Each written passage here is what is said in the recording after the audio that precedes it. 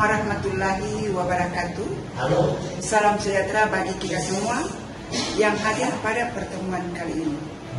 Semoga Tuhan Yang Maha Kuasa memberi kita kesehatan dalam menjalankan aktivitas pada hari ini.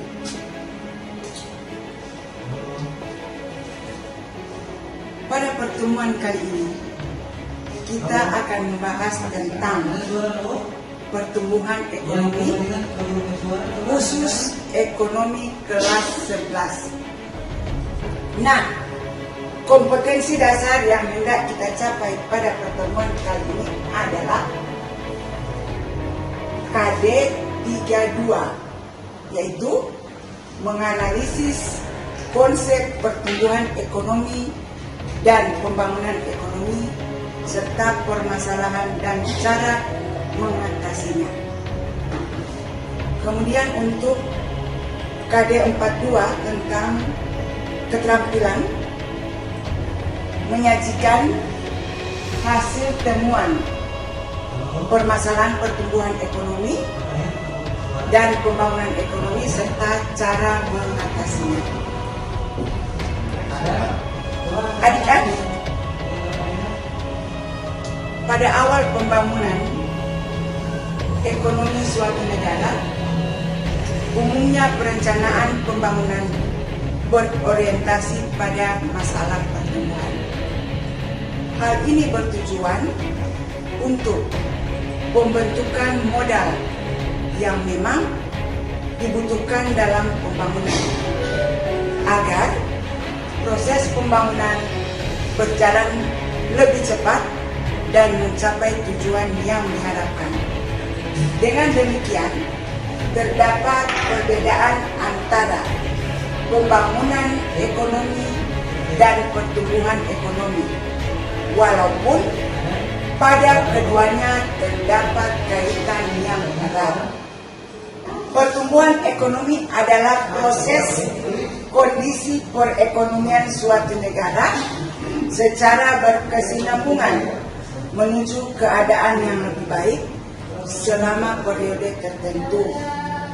Pertumbuhan ekonomi dapat diartikan juga sebagai proses kenaikan kapasitas produksi suatu perekonomian yang diwujudkan dalam bentuk kenaikan pendapatan nasional. Adapun pertumbuhan ekonomi merupakan indikasi keberhasilan pembangunan ekonomi. Menurut Simon Kuznets, pertumbuhan ekonomi adalah kenaikan kapasitas dalam jangka panjang dari negara yang bersangkutan menyediakan berbagai barang ekonomi bagi penduduknya. Kenaikan kapasitas itu sendiri ditentukan atau dimungkinkan oleh adanya kemajuan atau penyesuaian teknologi, kelembagaan, dan ideologis terhadap berbagai tuntutan keadaan yang ada. Dari definisi di atas berarti terdapat 3 komponen pokok dalam pertumbuhan ekonomi sebagai berikut. Yang pertama, kenaikan output secara berkesinambungan merupakan perwujudan dari pertumbuhan ekonomi. Sedangkan kemampuan menyediakan berbagai jenis barang itu sendiri merupakan tantangan kematangan ekonomi di suatu negara. Yang kedua adalah perkembangan teknologi, merupakan dasar atau prakondisi berlangsungnya pertumbuhan ekonomi secara berkesinambungan.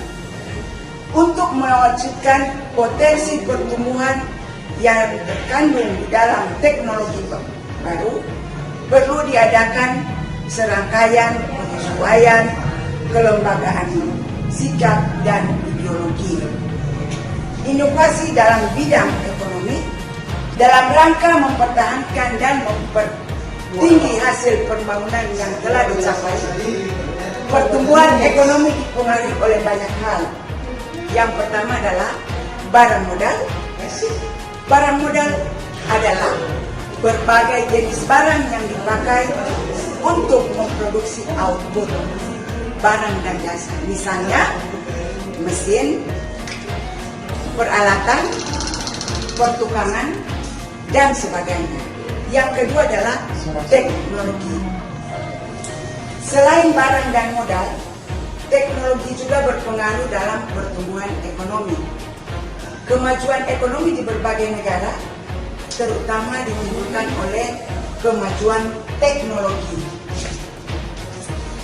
Yang ketiga adalah tenaga kerja.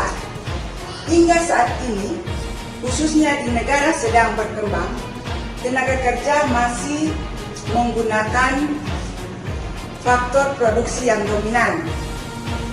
Penduduk yang banyak akan memperbesar jumlah tenaga kerja.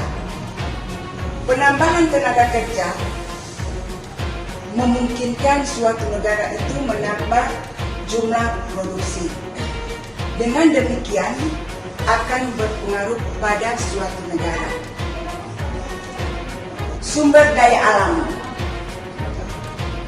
Sumber daya alam adalah segala sesuatu yang disediakan oleh alam, seperti tanah, iklim, hasil hutan, hasil tambang, dan lain-lain yang bisa dimanfaatkan oleh manusia dalam usaha mencapai kemakmuran.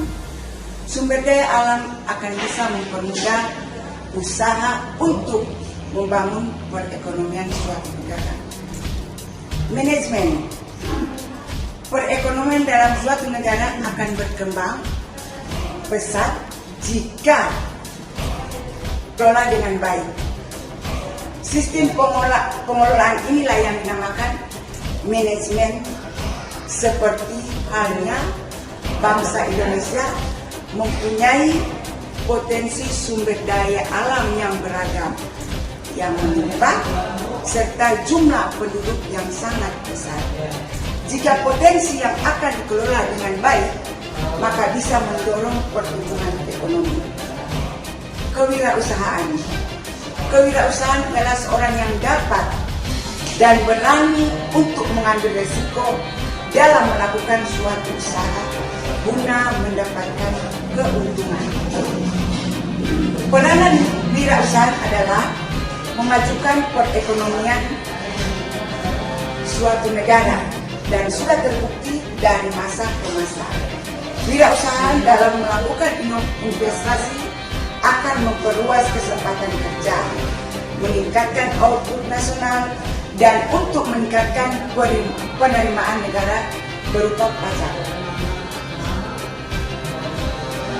Salah satu syarat utama pasar berfungsi sebagai alat alokasi sumber daya ekonomi yang efisien, yaitu adanya informasi yang sempurna dan seimbang. Informasi yang sangat menunjang pertumbuhan ekonomi, pelaku ekonomi bisa mengambil keputusan berdasarkan informasi yang akurat dan cepat. Demikian penjelasan saya hari ini. Terima kasih. Assalamualaikum warahmatullahi wabarakatuh.